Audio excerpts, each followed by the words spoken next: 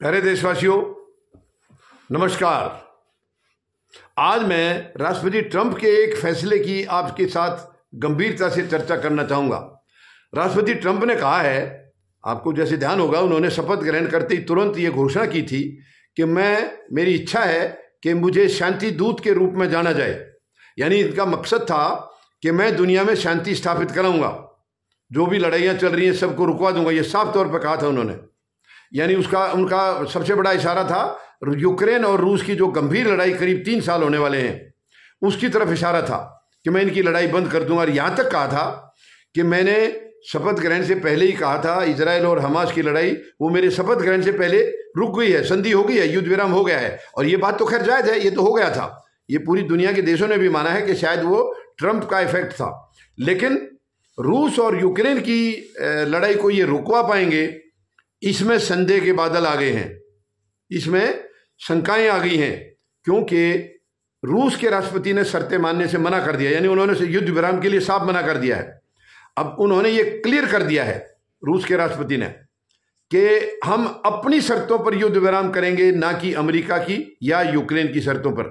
बिल्कुल साफ कर दिया। और आपको पता है, रूस के राष्ट्रपति यानी राष्ट्रपति पुतिन जिस बात को कहते हैं वो उस पर अड़ते हैं, फिर वो उससे टस से मस नहीं होते हैं। तो उन्होंने बिल्कुल ये लग दिया। अब ऐसा अगर होगा तो शांति दूत कैसे बनेंगे ट्रंप? इनकी लड़ाई तो मुझे रुकती नजर नहीं आ रही है। यानी राष्ट्रपति ट्रंप ने घोषणा की है कि मैं तुरंत पुतिन से मिलना चाह रहा हूं, मेरी मिलने की इच्छा है रूस के राष्ट्रपति से। और अगर रूस के राष्ट्रपति युद्ध विराम की बातों को आगे नहीं बढ़ाएंगे तो हम उनके ऊपर भारी सैंक्शंस लगाएंगे। लेकिन रूस के राष्ट्रपति, आपको पता है, स्वभाव के मुताबिक वो किसी की धमकियों के आगे झुकते नहीं हैं। वो किसी की बातों से इस तरीके से मतलब नरम नहीं पड़ते हैं। तो उन्होंने बिल्कुल साफ कर दिया है कि हम, और उनकी शर्तें वही हैं, एक तो जो इलाका उन्होंने जीत लिया है वो उसको छोड़ेंगे नहीं, वो रूस का इलाका माना जाएगा, उसमें रूसी भाषा भी बोली जाएगी, साफ कर दिया उन्होंने। दूसरा उनका ये भी है कि जो नेटो देश हैं वो यूक्रेन को अपनी सदस्यता ना दें या यूक्रेन उनकी सदस्यता ग्रहण ना करे, ये भी शर्त है उनकी। तो इनके बगैर वो बिल्कुल भी मानने के लिए तैयार नहीं है। और यूक्रेन ने साफ कर दिया है कि जो इलाका रूस हमारे इलाके को कब्जा कर चुका है या अपने कब्जे में ले चुका है वो वापस करने होंगे। हम उसको रूसी इलाके के तौर पर मान्यता बिल्कुल नहीं देंगे, ये यूक्रेन के राष्ट्रपति ने भी कह दिया है। तो कैसे ये आगे बात बढ़ेगी? यानी जब दोनों ही देश अड़े हुए हैं, दोनों देश मानने के लिए तैयार नहीं है, रूस अपनी शर्तें छोड़ने के लिए तैयार नहीं है, यूक्रेन अपनी छोड़ने के लिए तैयार नहीं है, तो कैसे फिर ये थोपा जाएगा? और जो राष्ट्रपति ट्रंप ने कहा है कि हम सैंक्शंस लगाएंगे, तो सैंक्शन तो ऑलरेडी पहले भी लगी हुई हैं और रूस इसके ऊपर झुकने के लिए तैयार नहीं है। बल्कि रूस ने तो ये कह दिया है कि चीन भी हमारे साथ है। यानी जो युद्ध विराम का जो मसला है, करना या नहीं करना, उसमें राष्ट्रपति रूस के जो राष्ट्रपति हैं उनके फैसले के साथ चीन भी खड़ा है, शी जिनपिंग भी उनके साथ खड़े हैं। और शी जिनपिंग को पहले ही इन्होंने थोड़ा सा उखाड़ दिया है। यानी उनको भी, उनके ऊपर भी कई बातें ऐसी कही हैं। एक तो ये पनामा नहर के बारे में कहा था, एक जो ब्रिक्स देशों के बारे में कठोर शब्द कहे हैं राष्ट्रपति ट्रंप ने शपथ लेते ही। और ब्रिक्स में भारत भी है, रूस और चीन भी है, वो दोनों देश हैं और दोनों ही सुपर पावर हैं।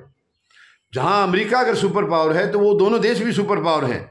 तो ये इनकी बातें आगे कितनी बढ़ पाएंगी, इसमें शंकाएं हैं। तो इनको तो बल्कि वो धमकी के तौर पर ले रहे हैं। और रूस के राष्ट्रपति धमकी किसी की सुनते नहीं है, जो होगा वो देखा जाएगा, लेकिन वो किसी की धमकी नहीं सुनते हैं। और इन बातों को, यानी एक तरफ तो राष्ट्रपति ट्रंप कह रहे हैं कि मैं अगर होता, जब इनकी लड़ाई शुरू हुई थी उस वक्त अगर मैं राष्ट्रपति होता तो मैं ये लड़ाई शुरू नहीं होने देता, ना मैं यूक्रेन को हथियार देता, ना रूस को लड़ाई करने देता। मैं साफ तौर पर कह सकता हूं। तो जो आदमी अगर ये कह रहा है कि मैं उस वक्त होता तो मैं लड़ाई होने नहीं देता, तो वो लड़ाई बंद करा भी सकता है, फिर तो उसमें काबिलियत है। लेकिन बंद होती मुझे कहीं से नजर नहीं आ रही है। ये दोनों इनकी बातें मानने के लिए तैयार नहीं है। और चीन ने जो ब्रिक्स देशों वाली और जो पनामा नहर वाली बात जो अमेरिका ने कही है, वो उसको भी धमकी के तौर पर ले रहे हैं। और उन्होंने इशारा किया है कि हम अगर टेंशन करेंगे तो दोनों देशों को नुकसान होगा और हम सहयोग करेंगे तो दोनों देशों को फायदा होगा। ये बात शी जिनपिंग कह चुके हैं। और शी जिनपिंग पूरी तरह से, जब से रूस और यूक्रेन की लड़ाई शुरू हुई है, वो पूरी तरह से रूस के साथ है, हर फैसले में रूस के साथ खड़े हैं। तो रूस और चीन अगर दोनों साथ हैं तो अमेरिका इन दोनों का मुकाबला कैसे कर पाएगा? दोनों का सामना करना बहुत मुश्किल है, क्योंकि ये दोनों भी सुपर पावर हैं। तो अब मुझे लग नहीं रहा है कि जो शांति दूत का इनका सपना था, वो शांति दूत का सपना आगे बढ़ पाएगा, ये मुझे संदेह लग रहा है।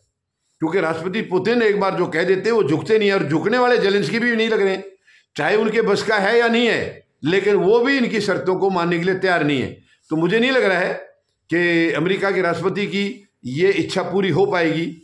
तीसरी विश्व युद्ध उन्होंने बोला मैं खत्म करा दूंगा, लेकिन ये कामयाब हो पाएंगे, ऐसी शंकाएं हैं मुझे। धन्यवाद। जय जवान, जय किसान, जय हिंद।